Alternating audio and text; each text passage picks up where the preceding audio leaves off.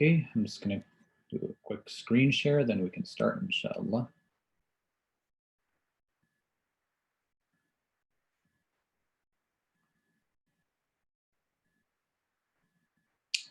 Everybody can see the screen, correct? Yes. Perfect.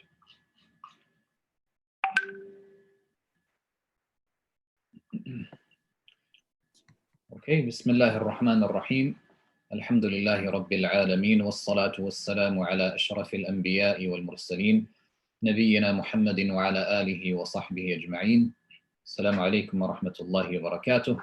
I hope everybody is doing very well. Alhamdulillah, we are entering the last 10 nights of Ramadan. SubhanAllah, you know how time just flew by. So we thank Allah Azza wa Jal for allowing us to fast and to pray the Taraweeh prayers and whatever other ibadah which we did in this month. And we thank Allah Azza wa Jal for allowing us to learn in this class, a little bit of the rulings pertaining to fasting itself. And we ask Him to accept our path to knowledge. Now today should be the last session of our fiqh of fasting series. So we spoke about different issues. Today is also a very crucial and important topic. What nullifies the fast? What nullifies the fast? Right, so the mufattirat, as they say in Arabic. And then we'll be speaking a little bit about things that don't nullify the fast. However, one may think that they do, right? So common misconceptions, right? So non-nullifiers. And then inshallah, we can discuss some of the contemporary issues in regards to fasting that the scholars have spoken about. Okay, so with that, let's start inshallah. So, of course, eating or drinking would, of course, break the fast, and I'm sure all of us are aware of that. And all the things that I'm going to mention right now, these are, if these things are done intentionally, right, whilst you remember that you're in a state of fasting, then they will break your fast, right? If somebody accidentally eats, for example, that wouldn't break his fast. طيب. The next point is swallowing any sputum if it reaches your mouth, right? So you know the balgham, as they say in Arabic, or the excretions that reach to your mouth, right? If it comes all the way up to your mouth and you can feel it in your mouth and then you re-swallow it back inside, that would break your fast. But let's say, for example, it goes, straight down. Let's say you're, it's in your throat. It doesn't come all the way up, for example, and it just goes back down. In that case, it wouldn't break the fast. For the fast to actually break, it has to reach your mouth, and then you have to re-swallow it. I hope everybody knows what I'm speaking about. If you don't, then please do ask. So this is the medical term for the excretions that would come out of your body, or come out of your lungs, or your chest, or your throat. The green stuff that you guys see when you spit out, that's what it is. طيب. Another thing that would break your fast is to intentionally throw up, right? So if you're trying to throw up on purpose, if you put your finger inside your mouth and you're trying to have yourself throw up, then the Prophet ﷺ, he told us that would break your fast. Now, let's say, for example, a person, he may be feeling sick for some reason and he throws up, right? In that case, does his fast break? No, his fast does not break as long as he does not re-swallow any of that. If he were to re-swallow it, then that would break his fast. Another thing that would break the fast is any menstrual blood flow, right? Okay, I think we have a question. I'm gonna.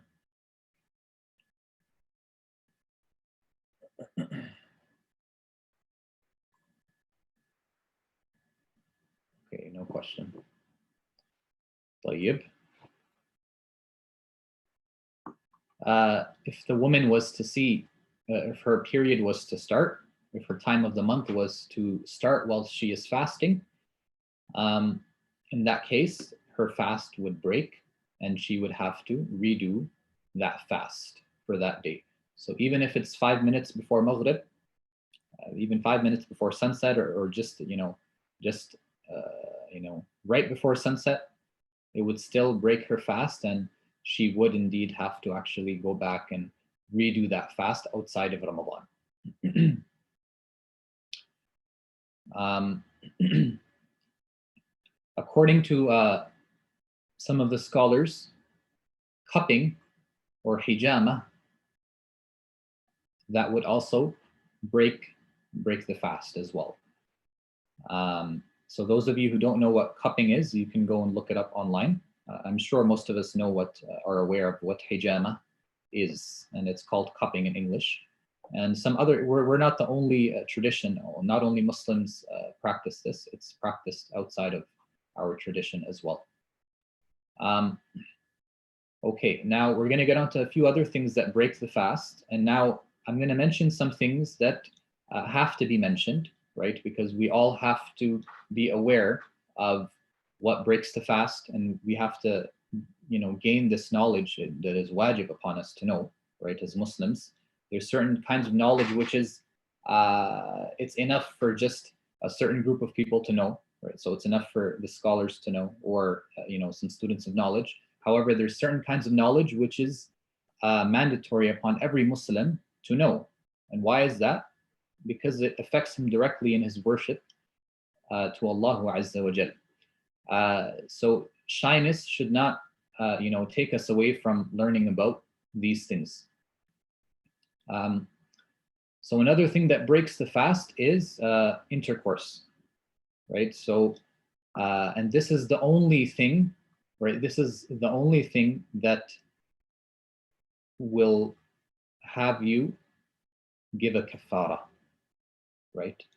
So if somebody was to break their fast in this way, then there's a very serious kafara for that. Number one, these are the things you have to do in order, right? You have to do one of these things, but they have to be in order. So if this one's not here, then you have to go on to the next one, and so on and so forth. So the first option is to free a slave. Now, we don't have slaves, right, in the time that we live in. We don't have a society with this kind of structure. So can you free a slave? Can you do this kafara? No, you can't. So what's the next thing you have to go on to? Can you skip on to feeding 60 people? No. You have to go on to fasting for 2 months straight. So if you thought that fasting in Ramadan was difficult, then, imagine fasting for 2 straight months. SubhanAllah, right? So 60 days of continuous fasting, and it has to be continuous. You can't break it in between. So this, most people would have to do this. They would have to fast for 2 straight months if they were to break their fast via intercourse.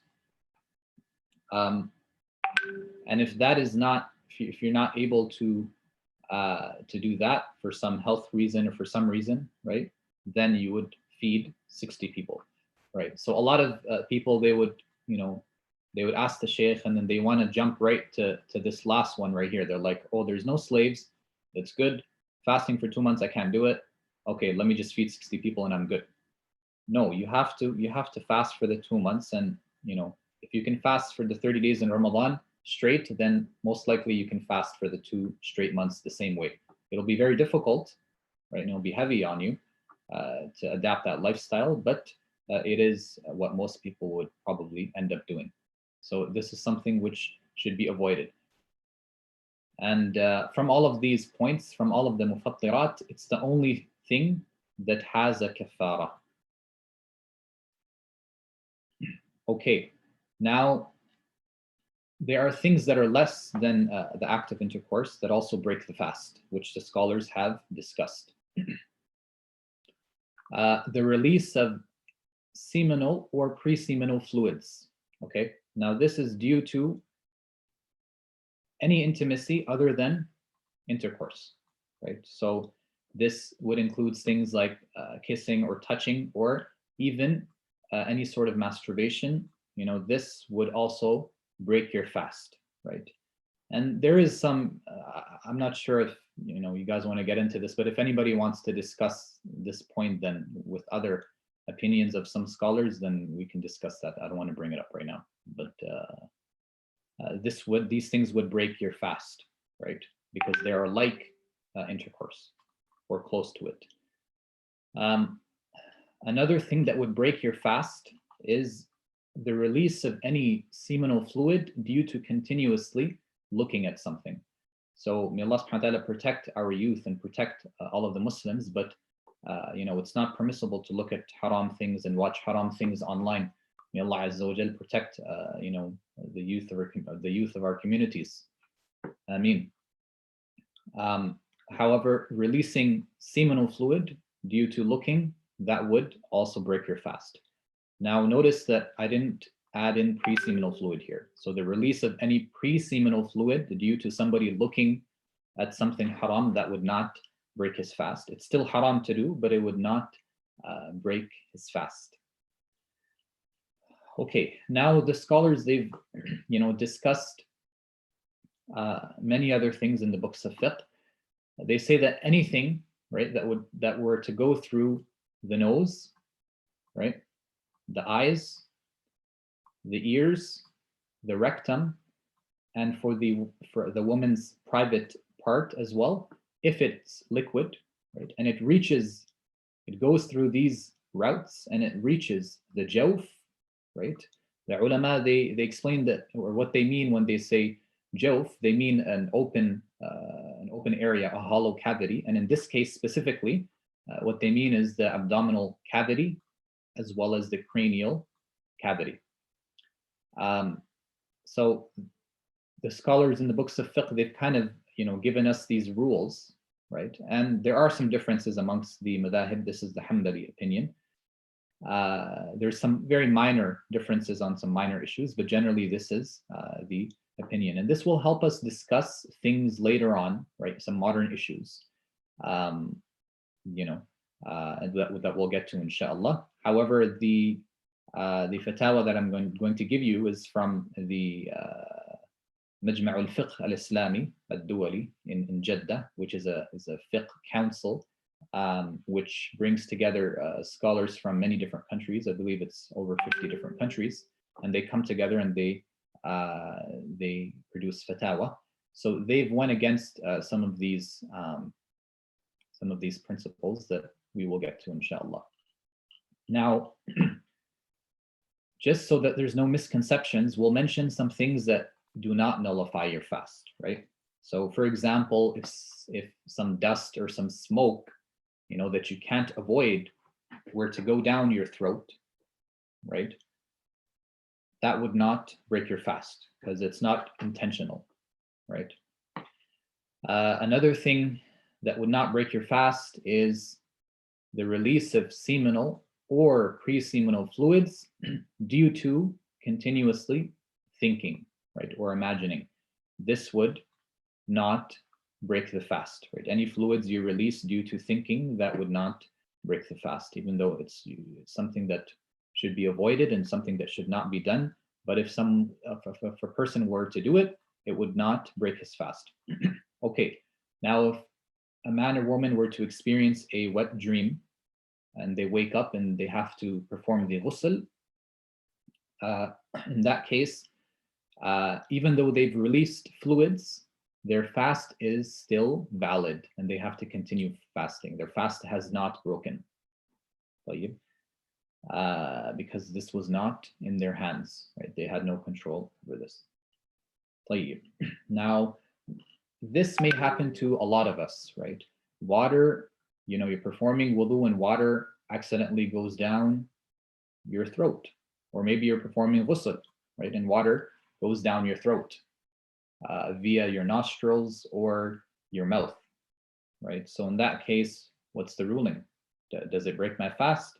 No, it doesn't break your fast, according to the Hanbali school. And your fast would be valid according to them. However, there are some other opinions, and Other madahib say that that person should make up his fast. But generally speaking, this is not something that one should, go into so much detail and overly think about.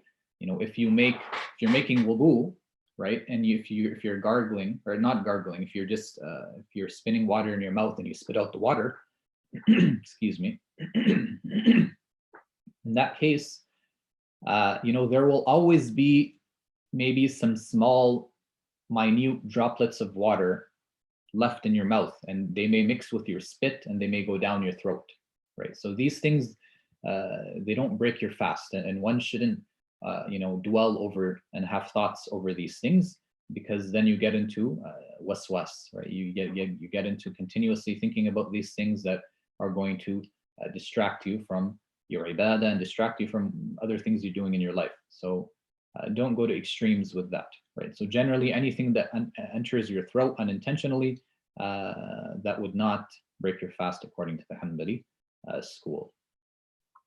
Okay, now let's discuss some issues.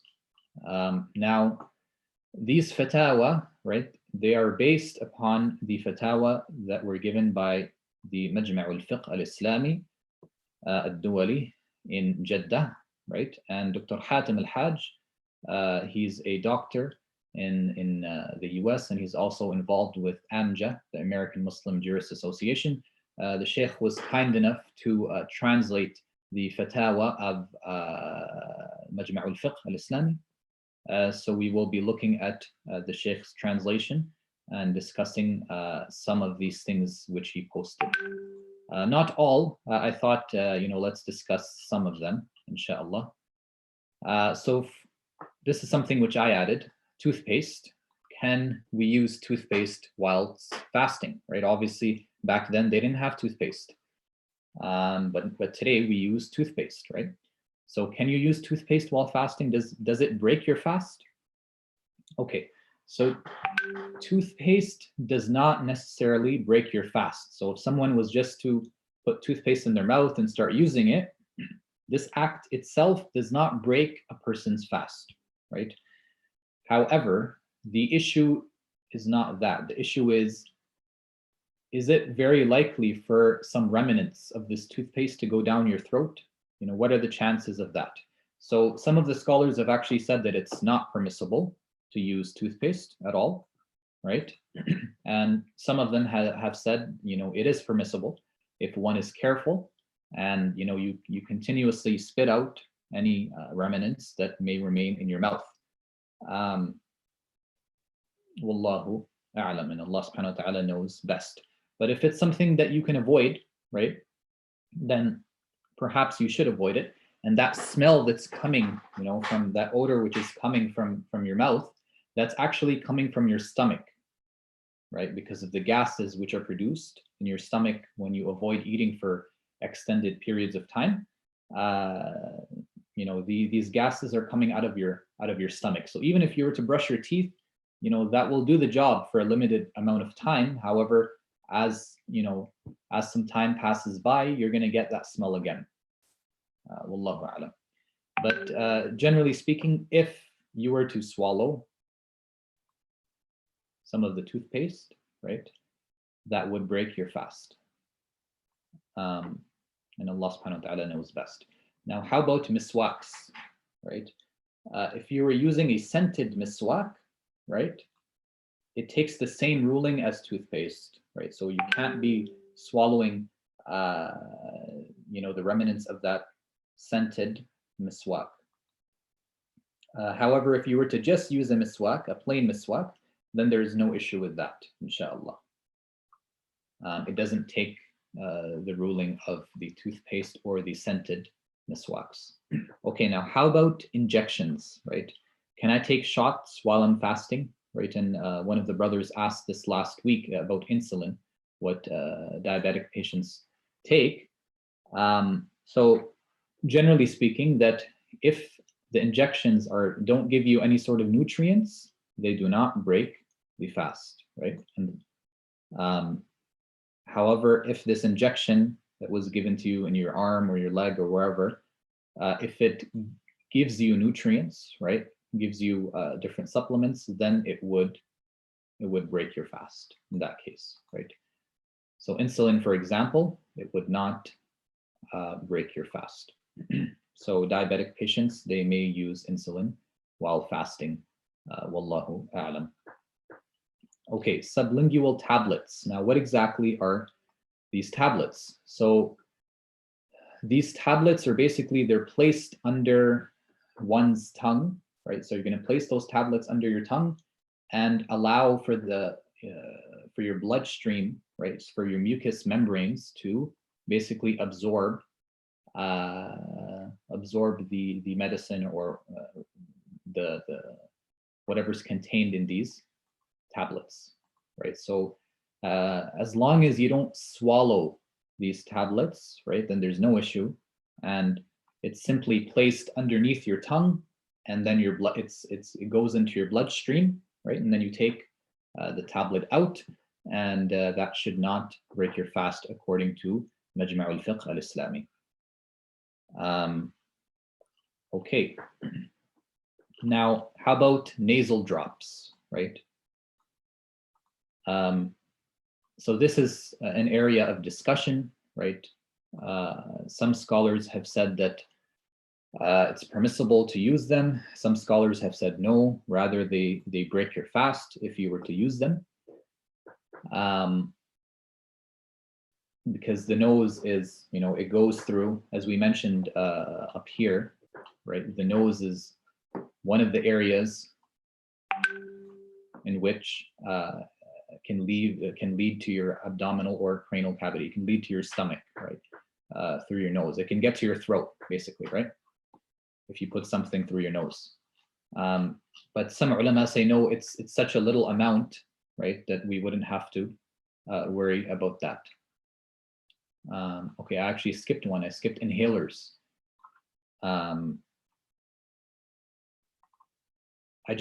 talked to you guys right now about nasal drops, right? So this is whatever I said right now was just about drops.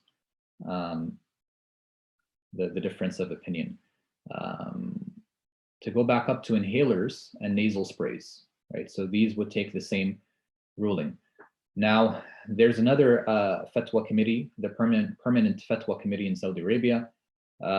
They have ruled and they have given the fatwa that it does not invalidate the fast. So one can use inhalers. However, there are other scholars that say, in fact, it would break your fast if you were to use a inhaler, right? Because you're putting something into your body, even if it's such a small amount, it is still something.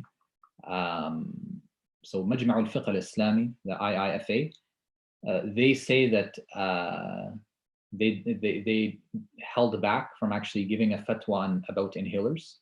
However, the permanent fatwa committee, they gave a ruling, a verdict that it does not invalidate your fast. So it still remains an area of difference of opinion, right? These are new issues that have come up, and they need to be studied more, and different scholars have different opinions, and Allah subhanahu wa ta'ala knows best.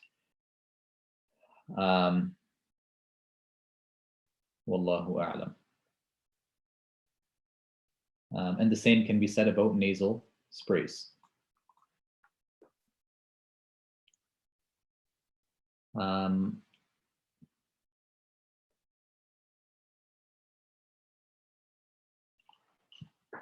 Okay, we did nasal drops. Now, how about eye drops? Your doctor gives you eye drops or ear drops, right? So according to a lot of scholars, and according to Majma' al-Fiqh al-Islami, these eye drops and these ear drops would not invalidate your fast, right? Eardrops, especially unless somebody has a rupture of some sort in their eardrum, then it would not reach your throat. And eye drops, they would say it's just a very small amount. and Allah subhanahu wa ta'ala knows best. These are areas for our doctors in our community and in our ummah to discuss with our scholars, so then they can come to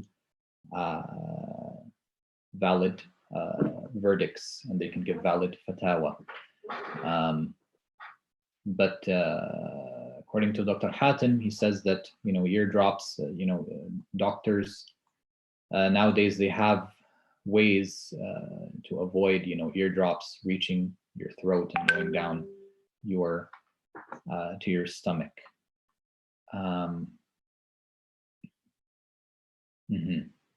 And generally they say, right, that whatever might reach the hollow interior of your body would be very little, right, for it to even be counted. So therefore they would not break your fast. So this is their reasoning. Now, how about somebody goes for an endoscopy, right? Would that break their fast, right? So if they enter through your mouth, even if it was to go through your mouth, according to Majma' al-Fiqh al-Islami, they do not break the fast, right? Because they are not nutritious and they don't have anything. Some scholars said if they have some sort of oils or certain things on the pipe, then that would break your fast. But according to Majma' al-Fiqh al-Islami, they do not break the fast because they are not nutritious and they do not remain within the abdomen. A point to note is majority of the earlier ulama from the madahib, right, they would say that it does break your fast because it enters the hollow interior area of your body, right? As we mentioned up here, that anything that enters through these areas, right, and the mouth is, of course, that would break your fast. But according to this fatwa that is given by the IIFA in Jeddah, they say that it does not break your fast. Okay, now how about any sort of topical skin preparations, right, or any sort of creams that you put on that are absorbed into the body? So they're a sort of medicine that you can put on, and they're absorbed into your skin and go into your bloodstream, right? So according to the IIFA and the vast majority of scholars in our time, they do not invalidate the fast. An example of something similar to this would be even nicotine patches, right?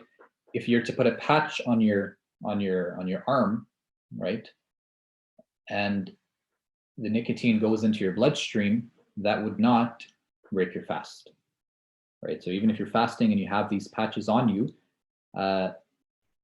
they're not considered from the things that break your fast.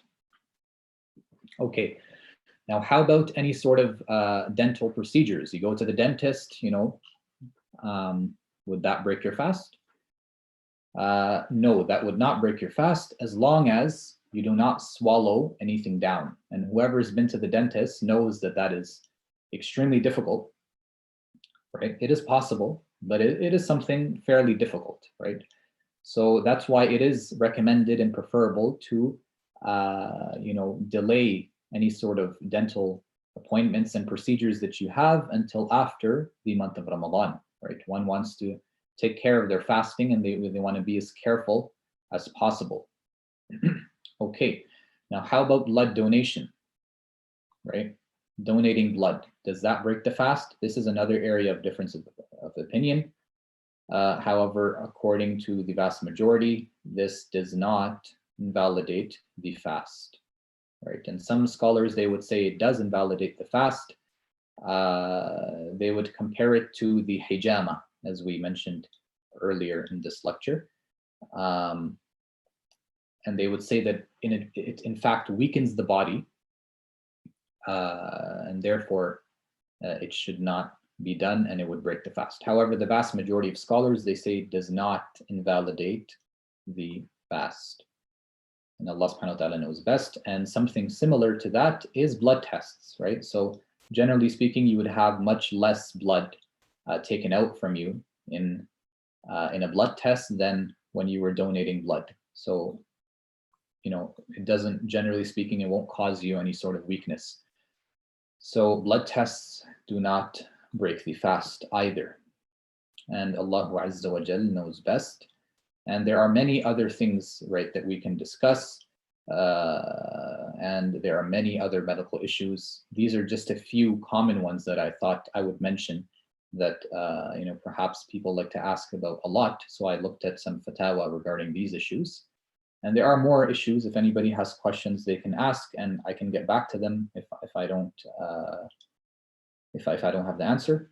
Inshallah, I can look it up. And I hope this series was beneficial to everybody. And I hope you benefited. May Allah subhanahu wa ta'ala accept from all of you. And this is what I have to share. So unless we have any questions or any comments or suggestions, we can stop here, inshallah. Sallallahu ala nabiyyina Muhammad wa ala alihi wa sahbihi ajma'in.